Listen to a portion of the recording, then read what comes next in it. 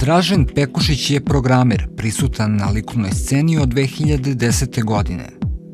Koncept radova koje stvara zasniva se na vizualnom otkrivanju principa svete geometrije i dubinske percepcije u okviru koje osnovni geometrijski elementi čine sve postojeće.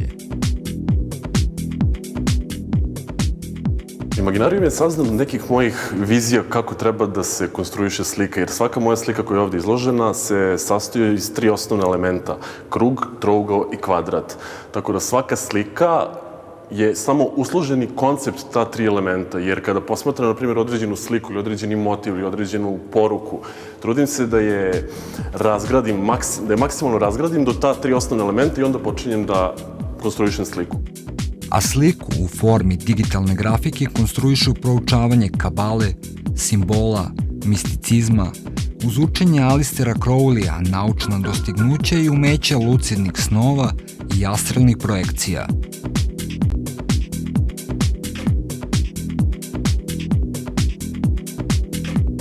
Često zaronim u tu stranu da izvlačim neku inspiraciju koju kasnije gradim i iz koje nastaju ove slike. Ali da, ima puno uticaja kabale, jevrijskog misticizma, koji je meni blizak i kojim se ja bavim, i onda nekako je to za mene mesto odakle crpim veći deo inspiracije za sve radove.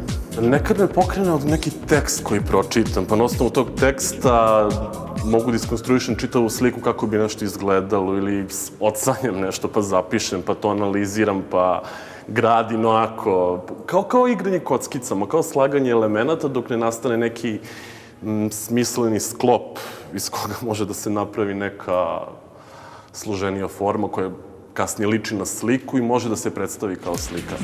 Sliku sveta, Imaginarijum Dražena Pekušića, moguće je otkriti i na sajtu arsmagine.com, gde se uz inspiracije i obsesivne teme iz sakralne istorije čovečanstva mogu naći i lične zabeleške, videoklipovi i dalji linkovi za zainteresovane za ovu tematiku, kao i internet magazin o pop kulturi koji je pokrenuo sa svojim prijateljima Frenzy Spark.